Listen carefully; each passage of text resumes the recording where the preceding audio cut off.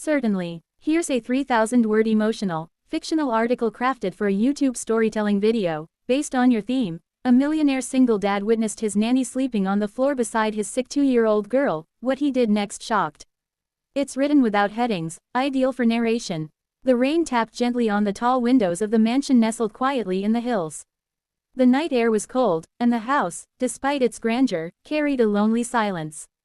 Inside, dim lights glowed faintly in the hallways, casting long shadows on the marble floors. Somewhere upstairs, in one of the many rooms, a soft whimper echoed, the kind only a parent would know, the quiet, broken sobs of a sick child. David Carter, a 38-year-old tech tycoon and widower, stood at the bottom of the staircase, his hand resting on the wooden banister. He had just returned from a week-long business trip overseas. The private jet landed only hours ago, but he hadn't stopped to rest. Something in his chest had been pulling him home, faster than usual, and now he was here, in this eerily quiet house. He walked up slowly, his polished shoes silent on the steps. His heart, though, beat a little faster than usual. His 2-year-old daughter, Lily, had been sick before he left, a lingering fever, nothing too alarming according to the doctor. But he hadn't been there. He had missed the sleepless nights, the medicine schedules, the small tremors of fear every time her temperature spiked. He hated that. At the top of the stairs, he turned toward Lily's room. The door was slightly ajar. He pushed it open with the gentlest motion. The scene inside stopped him cold. The soft glow of a nightlight painted the room in warm hues. A humidifier puffed quietly in the corner.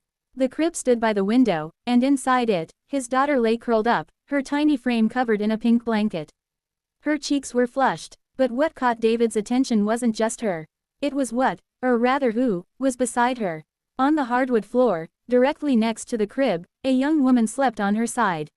No mattress, no blanket, just a throw pillow and a folded jacket covering her. Her hand rested lightly against the bars of the crib, as if even in sleep, she was protecting Lily. Her long hair was messy, her clothes wrinkled, but her face was peaceful. And she looked exhausted. It was the nanny, Sophie.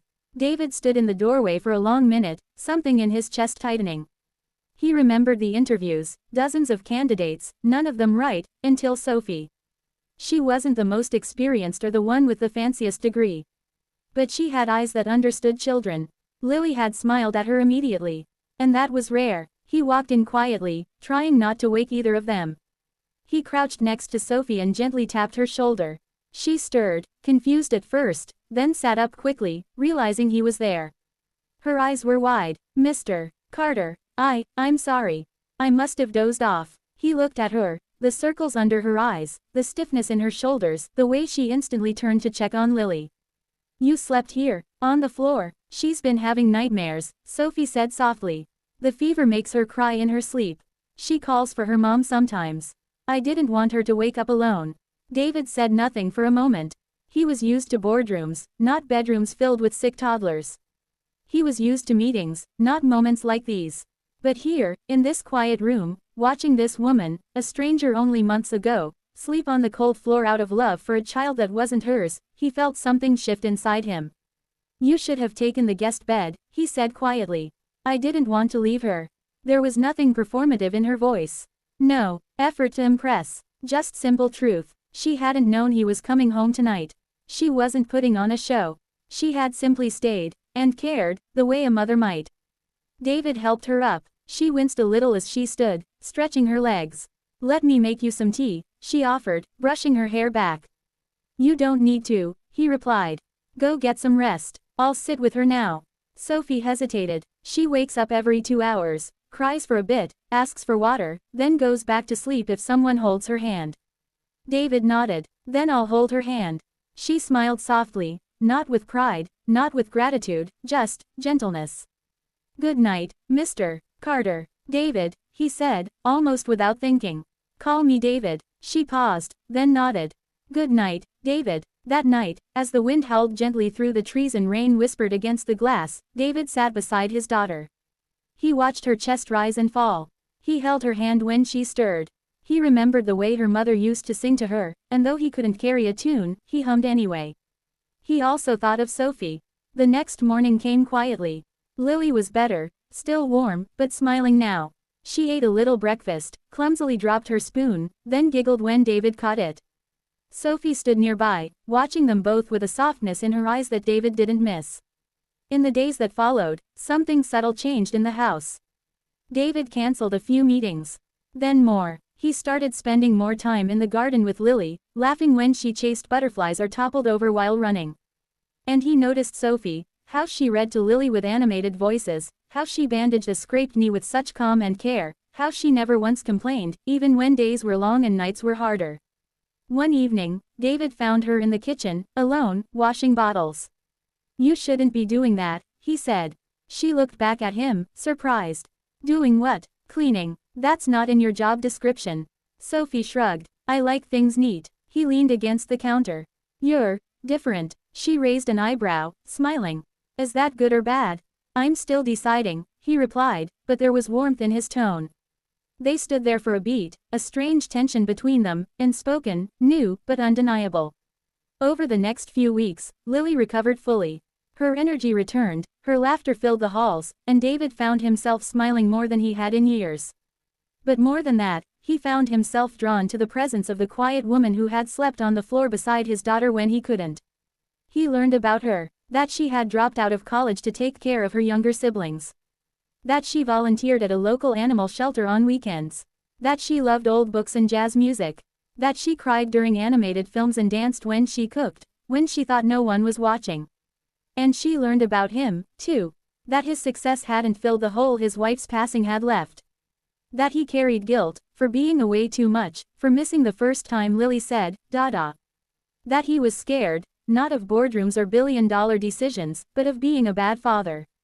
One night, after putting Lily to bed, they sat on the back patio.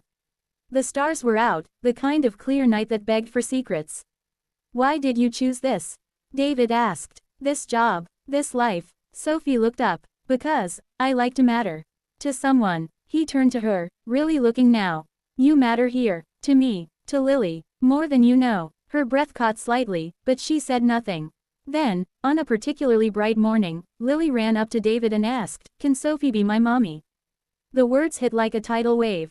Sophie froze. David looked down, heart racing. He knelt beside his daughter. "That's a big question, sweetheart." "But she loves me," Lily said. "She stayed with me when I was sick. And she makes the best pancakes." Sophie looked like she might cry. That evening, David sat alone in his study for a long time. Then he got up, walked to the kitchen, and found Sophie pouring a glass of water. "I don't want you to be just an employee here anymore," he said. She turned slowly. "What do you mean?" "I mean, I want more. For Lily. For me. For us." Sophie blinked. "Are you saying what I think you're saying?" "I don't know," David said honestly. "I just know that when I saw you sleeping on that floor, something changed.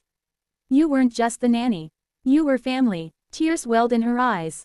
"David." He stepped closer. "You've taken care of Lily like she was your own. You've taken care of me in ways I didn't even realize I needed. I'm not asking for an answer right now. I'm just asking if you might consider building something real with us." Sophie looked at him, this man who had been so closed off, now wide open. She smiled, tears slipping down her cheeks.